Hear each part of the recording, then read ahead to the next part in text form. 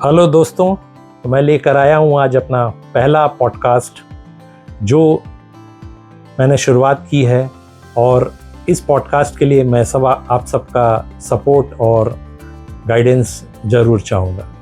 ये एक प्रयास है कि अपनी बातों को दिल से की जाए। जो भी हमारे बीच में हमारे मेहमान रहेंगे, चैनल का नाम भी इसलिए सोच के रखा गया है कि विशाल चैट दिल से, ताकि ये ना सिर्फ एक इंटरव्यू लगे बल्कि इसमें अलग अलग ब्रांच से लोग आएंगे, अपने सक्सेस के बारे में आपको गाइडेंस देंगे, आपको नई राहों कैसे तलाश करनी है उसके बारे में आपको बताएंगे।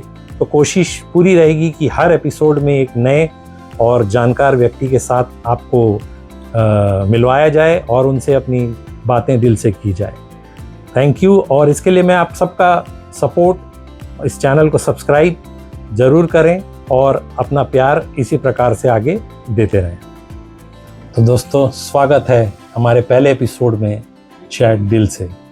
तो मैं बहुत ज़्यादा समय नहीं लूँगा और मैं चाहूँगा कि आज की जो हमारी पर्सनालिटी, जो डायनामिक पर्सनालिटी हमारे बीच में है, वो बायो के फील्ड में हम अब एक जनरल डिस्कशन करेंगे, जिससे आपको आने वाले करियर में बहुत सारा गाइडेंस मिलेगा। और वो अपना इंट्रोडक्शन खुद ही दें, ये ज़्यादा अच्छा रहेगा। आज हमारे बीच में है मिसेस राखी वाघमारे। नमस्कार, मेरा नाम है मिसेस राखी विशाल वाघमारे। मैं as a PGT biology Saint Xavier public school Korba में पिछले 15 साल से जॉब कर रही हूँ। आज सर ने मुझे पॉडकास्ट चैनल पे इनवाइट किया है और मैं कोशिश करूँगी कि हमारे एक डिस्कशन से बच्चों का और जो भी लोगों के कुछ क्वेरीज होंगे, मैं कोशिश करूँगी कि इस पॉडकास्ट के माध्यम से उसको कुछ हद तक सॉल्व कर सकूं। धन्यवाद सर, मुझे अपने चैनल में बुलाने के लिए। तो मैडम, बहुत बहुत स्वागत है एक बार फिर से। और मैं चाहूँगा कि आप अपने बारे में थोड़ा सा बच्चों को बताइए, हमारे व्यूअर्स को बताइए, अपने बारे में इंट्रोड्यूस करें। कैसी आपकी जर्नी रही ये मुकाम पाने में? स्कूल लाइफ में एक ब्राइट स्टूडेंट थी मैं। और जब मैं क्लासेस अटेंड करती थी साइंस के, जैसे कि आप जानते हैं कि साइंस इमेजिनेशन करेंगे तो उतना ज़्यादा इमेजिनेटिव होता है। तो जब मैं स्कूल लाइफ में थी तो मुझे अपने सराउंडिंग से बहुत इंस्पिरेशन मिलती थी। बहुत ज़्यादा मैं सोचती थी कि ये पत्ते कैसे काम करते होंगे, ये फ्लावर्स, ये फूल कैसे खिलते होंगे, छोटे छोटे ऑर्गेनिजम्स ये कैसे ग्रोथ होती होगी। तो ये सब चीज़ों ने मुझे इतना फैसिनेट किया कि मैंने सोचा कि क्यों ना मैं अपना करियर बायोलॉजी में थोड़ा आगे लेके जाऊं। तो भगवान की एक कृपा दृष्टि रही कि मैंने अपना करियर यहाँ तक लाया और एज अ पीजीटी में काम कर रही हूँ और कोशिश करती हूँ कि अपने टीचिंग से मैं बच्चों को भी अपने जैसे इंस्पायर करती रहूँ इस सब्जेक्ट के लिए। तो मैडम, ये बात बताइए आप मुझे कि कब आपको ऐसा लगा कि टीचिंग मेरा पैशन बन चुका है?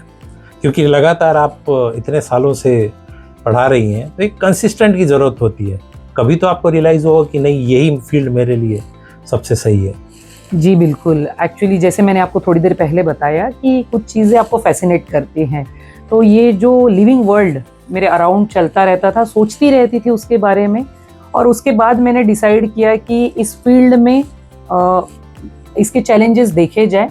जब मैं खुद अपना करियर जब मैंने स्टार्ट किया तो चैलेंजेस तो बहुत थे, लेकिन जब पढ़ाते पढ़ाते वाकई में ऐसा लगा कि बहुत कुछ है बच्चों को बताने के लिए, उनके पीछे काम करने के लिए, और कब ये पैशन बन गया पता ही नहीं चला। मैडम, ये बताइए कि बायोलॉजी कैसे इम्पोर्टेंट है अपने डेली लाइफ में? देखिए, बायोलॉजी सब्जेक्ट से ज़्यादा आप ये समझिए कि बायोलॉजी से आपको न्यूट्रिशन के बारे में पता चलता है, हेल्थ के बारे में पता चलता है, डिसीजेस के बारे में पता चलता है, इम्यूनिटी के बारे में पता चलता है। As per my view, biology is nothing but all the things. तो आगे ये बताइए आप मेरे को कि जैसे बच्चा 9th और 10th में एक ऐसा क्रूशियल मोड आता है जहाँ पर अब हमको डिसाइड करना होता है कि करियर हम आगे कैसे चुने। तो क्या नंबर देख करके करियर चुनना चाहिए, या अपना इंटरेस्ट को कैसे पता करे एक बच्चा कि अब मेरे को 10th के बाद में बायो चूज़ करना है और इस फील्ड में मेरे को आगे जाना? क्या ऐसे की पॉइंट्स है जिसको याद रखे और बच्चा आगे बढ़े?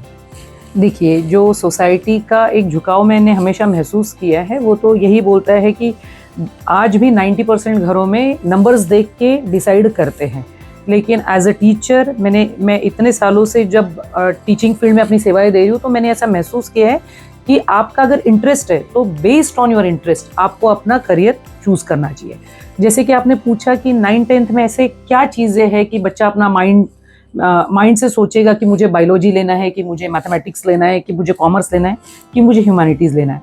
तो देखिए 9th-10th का कोर्स को NCERT ने डिज़ाइन किया है, प्रॉपर बच्चे के एक माइंड सेट से डिज़ाइन किया है, कुछ उसमें ऐसे इंटरेस्टिंग चैप्टर्स डाले हैं।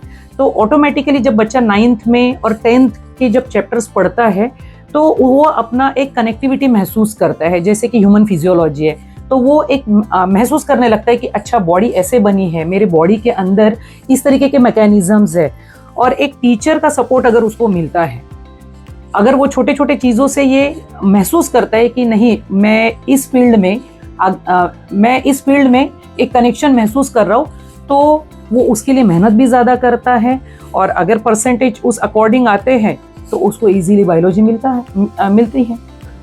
तो चलिए, ये तो आपने बहुत अच्छी बात बताई और मैं उम्मीद करता हूँ कि काफ़ी जानकारी मिलेगी और बच्चे 9-10 से डिसाइड करेंगे कि एक परफेक्ट ग्रिप अपन अपने उसमें ले आए कि भाई हमको बायो में आगे बढ़ना चाहिए। अब ये बताइए, जैसे ही अब एक बच्चा 12th क्लियर करता है, चाहे वो हमारा स्टेट बोर्ड वाला हो या फिर CBSE हो, ICSE वाला बच्चा हो, कैसे उसको आगे पता चलेगा कि 12th के बाद सिर्फ डॉक्टर ही नहीं, इसके अलावा भी ऐसी कई सारी ब्रांच है जिसमें हम लोग आगे बढ़ सकते हैं। तो इसके बारे में आप कुछ बताइए ताकि बच्चों को मोटिवेशन भी मिले और उनको पता रहे कि नहीं ये भी चीज़ें हैं साथ ही साथ आगे बढ़ने के लिए। बिल्कुल। देखिए जनरली जो हमने ऑब्जर्व किया है कि एक बच्चा जब बायोलॉजी लेता है 11th में, तो उसके खुद के ब्रेन में ये होता है कि मुझे एक 90% केसेस की बात मैं कर रही हूँ कि मुझे मेडिकल में ही एडमिशन लेना है। उसके पेरेंट्स भी वही सोच के उसको भेजते हैं, जो ये मेरा पिछले 15 साल का एक्सपीरियंस बोल रहा है। लेकिन मैं आपको बताना चाहती हूँ कि अगर नीट में सिलेक्शन होता है तो वेल एंड गुड, अगर नहीं होता, किसी कारणों की वजह से नहीं हो पाता, कुछ कभी परसेंटेज कम आ जाते हैं, कभी कोई पेरेंट बच्चे को रिपीट नहीं करना चाहता, तो 115 ऐसे ब्रांचेस है, आप विश्वास नहीं करेंगे, बायोलॉजी लेने के बाद 115 ऐसे फील्ड्स है जिसमें बच्चा अपना करियर आगे बढ़ा सकता है। इस पॉडकास्ट के माध्यम के थ्रू मैं यही बोलना चाहूँगी कि बच्चों को अगर इससे रिलेटेड कभी भी क्वेरी होती है तो आप इस कमेंट बॉक्स में बिल्कुल भेज सकते हैं। मैं कोशिश करूँगी कि टाइम टू टाइम आपकी क्वेरी का मैं समाधान कर सकूँ। मेडिकल के अलावा कुछ ऐसे फील्ड्स है जिसके ऊपर मैं थोड़ी सी रोशनी डालना ही चाहूँगी, जैसे biotechnology, genetic engineering, microbiology, pharmacy, agriculture. ये कुछ ऐसे फील्ड्स है जो बहुत लीडिंग फील्ड है। बायो इन्फॉर्मेटिक्स आज एक नया फील्ड है जो तेज़ी से बहुत आगे जा रहा है, तो और बच्चों को इसके बारे में एक्चुअली पता नहीं होता है। तो राखी मैडम, जो भी आप बता रही हैं वो बहुत काम की चीज़ बता रही हैं और बहुत डिटेल में। नेक्स्ट बताइए आप मुझे, क्या गोल्डन रूल्स हैं बायोलॉजी के? 3 वर्ड में बताना चाहूँगी, observe, understand and connect. That is the golden rule of biology. Very good. अब मुझे एक बात बताइए, जैसे आपका कुछ तो ऐसा स्ट्रेंथ होगा, कुछ ऐसा की पॉइंट होगा, बच्चे आपसे इतने सालों से बायो का कोचिंग लेते हैं, स्कूल में पढ़ते हैं, तो अब ऐसा आप करती हैं कि बिल्कुल मतलब बच्चे चाहते हैं कि जो बायो है आपसे ही पढ़े मैक्सिमम? देखिए, हर टीचर के अपने कुछ स्किल्स होते हैं। Over the period of time मैंने अपने कुछ स्किल्स डेवलप किए, जिसका मैं एक छोटा सा एग्जांपल देना चाहती हूँ कि हमारे बायोलॉजी में एक कॉर्डेटा फाइलम होता है जिसके अंदर fish, amphibians, reptiles, Aves and mammals आते हैं। मैंने बच्चों को बोला है कि यू जस्ट मग अप परम, एक वर्ड है परम। तो अगर हम परम को 2-3 बार बच्चों के सामने बोलते तो बच्चा खुद ब खुद समझता है, अच्छा मैडम ने परम बोला है मतलब spices, amphibians, reptiles, Aves and mammals. तो ऐसे मैंने अपने बहुत सारे शॉर्ट टर्म्स, कुछ की पॉइंट्स बना के रखे, जिसकी वजह से मैं बायो को बहुत ही ईजी बना के पढ़ाती हूँ बच्चों को। ग्रेट। और अगर मैं ये पूछूं कि अगर आप एक साइंटिस्ट होती हैं तो क्या इन्वेंट करना चाहती है आप मेडिकल फील्ड में? मैंने जब मैं इतने सालों से पढ़ा रही हूँ तो बहुत बार मुझे ये क्वेश्चन मेरे दिमाग में आया कि आज तक एड्स की कोई वैक्सीन क्यों नहीं बनी। तो अगर मैं साइंटिस्ट होती तो मैं एड्स के वैक्सीन के ऊपर ज़रूर काम करती। Very good. तो ऐसा कभी स्कूल में आपके जो भी कभी भी अगर अदर देन स्टडीज़ अगर कुछ आप कराती हैं बच्चों को इंटरेस्ट डेवलप कराने के लिए, तो ऐसा क्या चीज़ आप करती हैं कि बच्चों को और मेडिकल साइंस के लिए बहुत अच्छा गाइडेंस मिले और एक इंस्पिरेशन वाला काम करे कि नहीं भाई इस फील्ड में हमको आगे बढ़ना है? देखिए, मेरे 2-3 जो अच्छे प्रोजेक्ट्स पे मैं काम करती हूँ हमेशा, मैं एक मेडिकल कैंप करवाती हूँ जिसमें 11th में ही बच्चों को अगर आप वो लैब कोट और आप स्टेथोस्कोप देते हो तो वो खुद फील करता है कि मैं इससे कनेक्टेड हूँ। तो मेडिकल कैंप में बेसिक चीज़ों का हम आइडिया देते हैं। दूसरा, मैं इन्वेस्टिगेटरी प्रोजेक्ट करवाती हूँ जिसमें बच्चों को मैं खुद हॉस्पिटल्स भेजती हूँ और हॉस्पिटल में वो पूरा सर्वे करके एक प्रोजेक्ट प्रेजेंट करते हैं हमारे सामने। तो उनको बहुत सारी इन्फॉर्मेशन उसमें मिलती है और वो महसूस करते हैं, वो पता करते हैं कि कोई डिसीज़ क्यों हुआ होगा, उसके डेप्थ तक वो पहुंचते हैं। तो ये 3-4 प्रोजेक्ट्स होते हैं जिसकी वजह से बहुत इंटरेस्ट बच्चों को डेवलप होता है। फील्ड विजिट करवाते हैं हम, जिससे बच्चा ऑटोमेटिकली उस फील्ड की तरफ और उस पर्टिकुलर टॉपिक की तरफ मूव ऑन करता है। क्लास को इंटरेस्टिंग बनाने के लिए आप क्या करती हैं? कैसे बच्चों में बायोलॉजी को और इंटरेस्टिंग बना करके क्लासेस आगे बढ़ाती हैं? क्लासरूम डायनामिक्स का यूज़ करना पड़ता है हमको। जनरली हम एग्जाम्पल्स देते हैं, रियल वर्ल्ड से बच्चों को कनेक्ट करते हैं, बच्चों को लैब्स लेके जाते हैं, चार्ट्स मॉडल के थ्रू हम उनको पढ़ाते हैं, डिजिटल क्लासेस के डिजिटल कंटेंट्स के थ्रू पढ़ाते हैं। क्योंकि मैंने हमेशा ये ऑब्जर्व किया है कि अगर आप बुक के थ्रू बच्चों को पढ़ाते हैं तो थोड़ा बच्चों का इंटरेस्ट मैंने ऑब्जर्व किया थोड़ा कम होता है। लेकिन यही जब आप रियल एग्जाम्पल्स के साथ उनको अटैच करते हैं, कभी चार्ट्स और मॉडल कॉन्सेप्ट मैपिंग के साथ अगर उनको ऐड ऑन करते हैं तो क्लासरूम बहुत इंटरेस्टिंग बनता है और बच्चे उस चीज़ों को बहुत जल्दी कनेक्ट कर पाते हैं। और इससे अगर मैं आपको एक ऐसा सवाल पूछूं कि जैसा कोविड आया, कोविड में हर वक्त आपने देखा कि हर जगह ऑनलाइन ऑनलाइन ऑनलाइन, और आज बच्चे कई ऐसे ऑनलाइन चैनल्स में जा कर के 11th-12th की पढ़ाई करते हैं, बच्चे का टॉपिक डिस्कस करते हैं।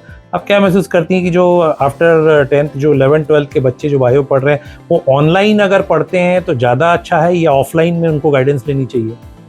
देखिए, मीडियम अगर बच्चा पढ़ता है तो दोनों मीडियम अच्छे ही हैं, लेकिन मैं ऑनलाइन से ज़्यादा ऑफलाइन को प्रीफर इसलिए करूँगी क्योंकि बच्चा अपने आप को एक टीचर के साथ कनेक्टेड महसूस करता है।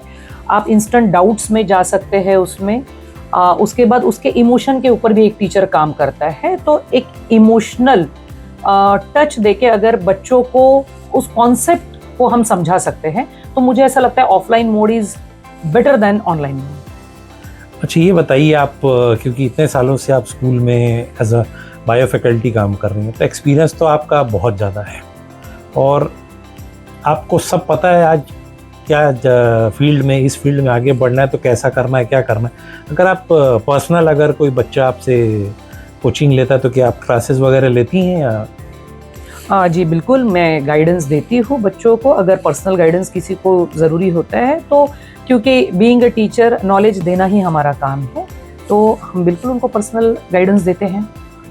तो इसके लिए आपका कोई स्पेशली क्लासेस चलती हैं या ऑनलाइन लेती हैं, ऑफलाइन लेती हैं? मैं offline classes, creative coaching classes के नाम से मेरे क्लासेस है, तो मैं उसमें पर्सनल गाइडेंस देती हूँ बच्चों को। तो आपका डेडिकेशन स्कूल और कोचिंग में कुछ डिफरेंट रहता है या सेम आप पैटर्न को चलाती हैं? अगर आप एक अच्छे टीचर हैं तो आप कभी भी बच्चों में डिफरेंशिएट नहीं करेंगे।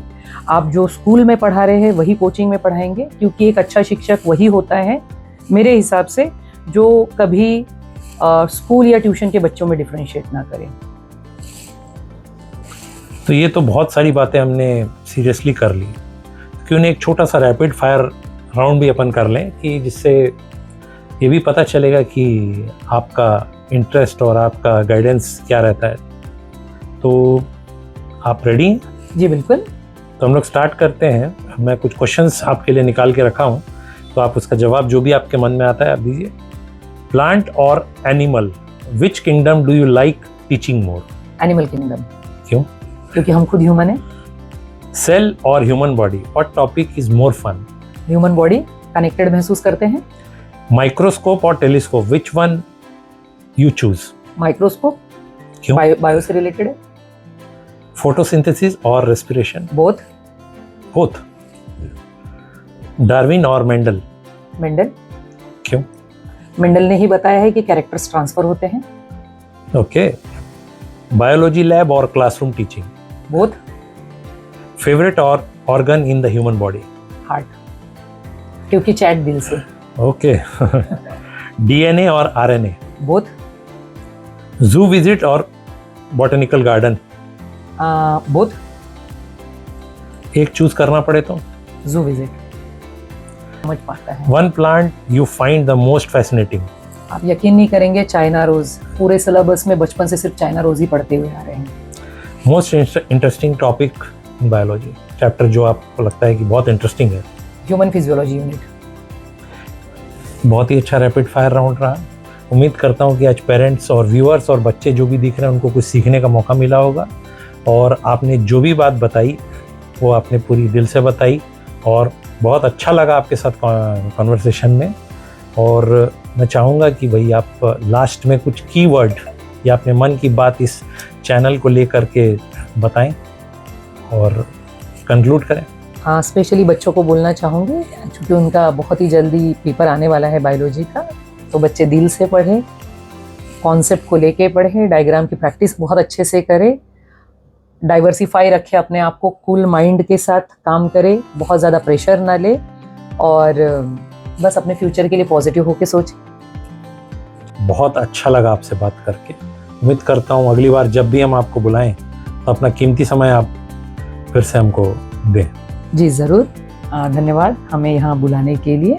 तो ये चैट पूरे दिल से करने की कोशिश रही है। हमारा पहला एपिसोड है, गलतियाँ हो, चूक हो तो हमें माफ़ करें, और अपना सपोर्ट इस चैनल को दें, सब्सक्राइब करें और प्रोत्साहित करें कि एक कोरबा का छोटा सा पॉडकास्ट आने वाले समय में कुछ अच्छा कर ले।